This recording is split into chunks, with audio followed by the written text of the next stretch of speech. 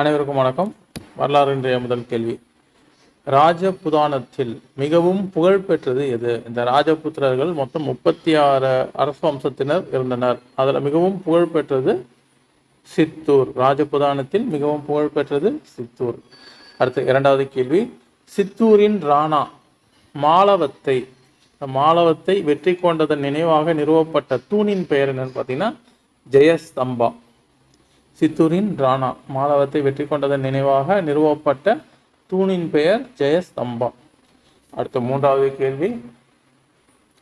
பந்தேல்கண்டின் ராஜபுத்திர இனக்குழு எது? இந்த பந்தேல்கண்ட் என்ற பகுதியில் இருந்த ராஜபுத்திர இனக்குழு பெயர் சந்தேலர்கள் என்ற இனக்குழுக்கள் காணப்பட்டன. அடுத்த நான்காவது கேள்வி. ராஜபுத்திர அரச குலங்களின் எண்ணிக்கை எவ்வளவு? மொத்தம் எத்தனை அரச குலங்கள் இருந்தன ராஜபுத்திர இதில்னு பார்த்தீங்கன்னா 36 ராஜபுத்திர அரச குலங்கள் இருந்தன. அடுத்த ஐந்தாவது கேள்வி. கூஜா அரச வம்சத்திற்கு, இது ஒரு ராஜபுத்திர அரச வம்சத்துல ஒரு பிரிவு. கூஜா அரச வம்சத்திற்கு அடிக்கல் நாட்டியவர் யாருன்னு பார்த்தீங்கன்னா ஹரிச்சந்திரா என்ற மன்னர் தான் கூஜா அரச வம்சத்திற்கு அடிக்கல் நாட்டியவர் ஹரிச்சந்திரா. அடுத்த ஆறாவது கேள்வி. பிரதிகார அரசர்களுள் தலை சிறந்த அரசர் யார்? பிரதிகார அரசர்களுள் தலை சிறந்த அரசர் யாருன்னு பார்த்தீங்கன்னா முதலாம் நாகப்பட்டர். இவர் தான் பிரதிகார அரசர்களுள் தலை சிறந்த அரசர். அடுத்து ஏழாவது கேள்வி. பால அரச வம்சத்தை உருவாக்கியவர் யார்? பால அரச வம்சத்தை உருவாக்கியவர் யாருன்னு பார்த்தீங்கன்னா கோபாலர். இவர் தான் பால அரச வம்சத்தை உருவாக்கியவர். அடுத்து 8. விக்ரமசீல பல்கலைக்கழகத்தை தோற்றுவித்தவர் யார்? இந்த விக்ரமசீல பல்கலைக்கழகத்தை தோற்றுவித்தவர் யாருன்னு கேட்டால் தர்மபாலர். இவர் தான் காஞ்சிபுரத்தில் இருந்ததாக சொல்லுவாங்க. இவர் தான் விக்ரமசீல பல்கலைக்கழகத்தை தோற்றுவித்தவர். 9வது கேள்வி. பௌத்த கல்விக்கான மிகச்சிறந்த மையம் எது? கீழ்கண்டவற்றுள்ள எது பௌத்த கல்விக்கான மிகச்சிறந்த மையம்? குமாரகுப்தரால் நிறுவப்பட்ட இந்த நாலந்தா தான் பௌத்த கல்விக்கான மிகச்சிறந்த மையம். அடுத்து 10வது கேள்வி. அடுத்தது பௌத்த கல்விக்கான மிகச்சிறந்த மையம் விக்ரமசீலா, அதுவும் வரும். அடுத்து 10வது கேள்வி. பௌத்தர்களுக்கு 5 கிராமங்களை கொடையாக வழங்கியவர் யார்? பௌத்தர்களுக்கு 5 கிராமங்களை கொடையாக வழங்கியவர் யாருன்னு பார்த்தீங்கன்னா பால வம்சத்தை சேர்ந்த தேவபாலர். இவர் தான் பௌத்தர்களுக்கு 5 கிராமங்களை கொடையாக வழங்கியவர். அடுத்து 11வது கேள்வி. தர்மபாலர், தேவபாலர் ஆகியோரின் ஆட்சி காலங்கள் வங்காள வரலாற்றின் சிறப்பு மிக்க ஒளிரும் அத்தியாயங்கள் என்று கூறிய அறிஞர் யார்? எந்த அறிஞர் இந்த கூற்றை கூறியிருக்கிறாரு அப்படின்னு பார்த்தீங்கன்னா 11வது கேள்விக்கு ஆர்சி மஜும்தார் என்ற வரலாற்று ஆசிரியர். தர்மபாலர், தேவபாலர், பாலவம்ச அரசர்கள் ஆகியோரின் ஆட்சி காலங்கள் வங்காளத்தை ஆண்டவர்கள் பாலர்கள் வரலாற்றின் சிறப்புமிக்க ஒளிரும் அத்தியாயங்கள் என்று கூறிய அறிஞர் ஆர்சி மஜும்தார். அடுத்து 12வது கேள்வி. பாலவம்சத்தின் தலை சிறந்த, அதாவது மிகச்சிறந்த வலிமை மிக்க அரசர் யாருன்னு பார்த்தீங்கன்னா பாலவம்சத்தில் மகிபாலர், முதலாம் மகிபாலர் மிக சிறந்த வலிமை மிக்க அரசராக கருதப்படுகிறார். அடுத்து 13வது கேள்வி. யாருடைய படையெடுப்பின் காரணமாக வாரணாசி, அதாவது காசிக்கு அப்பால் தனது அதிகாரத்தை விரிவுபடுத்த முதலாம் மகிபாலரால் இயலாமல் போயிற்று? யாருன்னா முதலாம் ராஜராஜ சோழனின் புதல்வன் ராஜேந்திர சோழன்.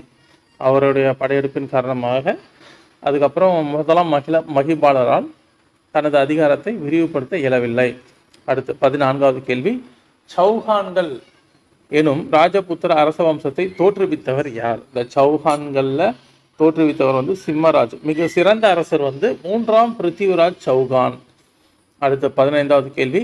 சௌகான் வம்சவழி அரசர்களுள் தலை சிறந்தவர் யார்? 15வது கேள்வி. தலை சிறந்த அரசர் பிருத்திவிராஜ், 3ஆம் பிருத்திவிராஜ் சௌகான். இவர் முதலாம் தரையின் போரில் முகமது கோரியை தோற்கடித்திருப்பார் 1191. அடுத்த 1192ஆம் ஆண்டு முகமது கோரியிடம் 3ஆம் பிருத்திவிராஜ் சௌகான் விழுந்திருப்பார். 16வது கேள்வி. பிருத்திவிராஜ ராசோ என்ற நூலை எழுதியவர் யார்னா சந்த் பரிகை. இது 3ஆம் பிருத்திவிராஜ் சௌகானின் வரலாற்றை குறிப்பிடுகிறது. 17வது கேள்வி. முதலாம் தரையின் போரில் வெற்றி பெற்றவர் தோல்வியுற்றவர் யார்னா பிருத்திவிராஜ் சௌகான் வெற்றி பெறுகிறார். முதலாம் தரையின் போரில் முகமது கோரி தோல்வியுறுகிறார். அடுத்து 2ஆம் தரையின் போர் நடைபெற்ற ஆண்டு எதுன்னு பார்த்தீங்கன்னா 1192ஆம் ஆண்டு. இதில் பிருத்திவிராஜ் சௌகான் வீழ்ச்சி அடைகிறார்.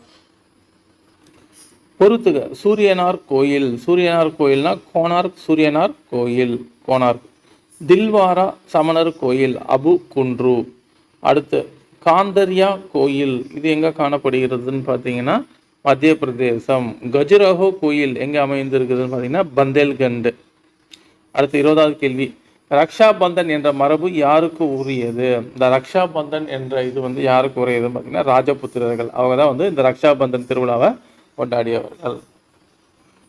அடுத்து 21வது கேள்வி, வங்க பிரிவினையின் போது பெருமளவில் மக்கள் பங்கேற்ற ரக்ஷா பந்தன் விழாவை தொடங்கியவர் யார்? யாரும் பார்த்தீங்கன்னா ரவீந்திரநாத் தாகூர். அடுத்து 22வது கேள்வி, திபெத்திய பௌத்தத்தை சீர் செய்தவர் யார்? திபெத்திலே பௌத்த மதம் காணப்படுகிறது. திபெத்திய பௌத்தத்தை சீர்திருத்தவர் அதிசா. அவர் தான் திபெத்திய பௌத்தத்தை சீர் செய்தவர். அடுத்து ஒரு இஸ்லாமிய அரசு அரசியல் ரீதியாகவும் மத ரீதியாகவும் ஒரே நபரால் ஆளப்பட்டால் அவ்வரசு எவ்வாறு அழைக்கப்பட்டது? அவ்வரசு அப்படின்னு பார்த்தீங்கன்னா காலிஃபா. அடுத்து 24வது கேள்வி, கஜினி மாமூது இந்தியாவின் மீது டேஷ் முறை படையெடுப்பு நடத்தியதாக கூறப்படுகிறது. சுமார் 17 முறை படையெடுப்பு நடத்தியதாக கூறப்படுகிறது. 25வது கேள்வி, கஜினி மாமூதின் இந்திய படையெடுப்பிற்கு முக்கிய காரணம் எதுன்னு பார்த்தீங்கன்னா 25வது கேள்விக்கு செல்வங்களை சூறையாடல், அதாவது கொள்ளையடித்தல் என்பதுதான் கஜினி மாமூதின் இந்திய படையெடுப்புக்கு முக்கிய காரணம். அடுத்து 26வது கேள்வி, மாமூது கஜினியால், அதாவது கஜினி மாமூதுவால் தோற்கடிக்கப்பட்ட பஞ்சாபின் சாஹி வம்ச அரசர் யார்? இந்த பஞ்சாபின் சாஹி வம்ச அரசர்னு பார்த்தீங்கன்னா ஆனந்த பாலர். இவர் தான் பஞ்சாப்ல இருந்த சாஹி வம்ச அரசர். இவர் கஜினி முகமதுவால் தோற்கடிக்கப்பட்டார். அடுத்து 27வது கேள்வி, முகமது பின் காசிம் தோற்கடித்த சிந்து மன்னர் யாருன்னு பார்த்தீங்கன்னா தாகிர். இது 712ஆம் ஆண்டு இந்த போர் நடைபெற்றிருக்கும். இதில் முகமது பின் காசிம் சிந்து மன்னர் தாகிரை தோற்கடித்திருப்பார். அரேபிய படையெடுப்பு. அடுத்த கேள்வி, சிந்துவின் தலைநகராக இருந்தது எது? சிந்துவின் தலைநகராக இருந்த பகுதி எதுன்னு பார்த்தீங்கன்னா அரோர். அடுத்து 29வது கேள்வி, இந்தியர்களிடமிருந்து மேலை நாட்டவரும் அரேபியரும் கற்றுக்கொண்ட விளையாட்டு எது? எந்த விளையாட்டுன்னு பார்த்தீங்கன்னா சதுரங்கம். செஸ் இந்தியா கிட்ட இருந்து தான் போயிடுச்சு. அடுத்து 30, கஜினி மாமது புனித நகரமான மதுராவை கொள்ளையடித்த ஆண்டு எது? எந்த ஆண்டு பார்த்தீங்கன்னா 1018ஆம் ஆண்டு கஜினி மாமூது கொள்ளையடிக்கிறார் புனித நகரமான மதுராவை. அடுத்து 31வது கேள்வி, டெல்லியின் முதல் சுல்தான் என தன்னை பிரகடனப்படுத்தி கொண்டவர் யார்? தன்னை டெல்லியின் முதல் சுல்தான் என்று பிரகடனப்படுத்தி கொண்டவர்னா குத்புதீன் ஐபக். அவர் தான் அடிமை வம்சத்தை தோற்றுவித்த அல்லது மம்லுக் வம்சத்தை தோற்றுவித்த குத்புதீன் ஐபக்.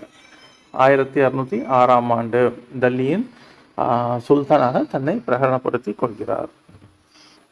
அடுத்த 32வது கேள்வி, இந்தியாவின் மீது கஜினி மாமூதின் இறுதி படையெடுப்பு எது? எந்த படையெடுப்புனா சோமநாத கோயில் கொள்ளையடிப்பு. அதுதான் கஜினி மாமூதின் இந்தியாவின் கடைசி படையெடுப்பு.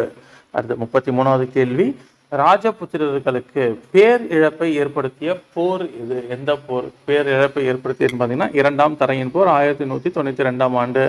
இதில் பிருத்திவிராஜ் சௌகான் தோற்கடிக்கப்பட்டு முகமது கோரி வென்று இந்தியாவை ஆட்சி நிறுவுகிறார்.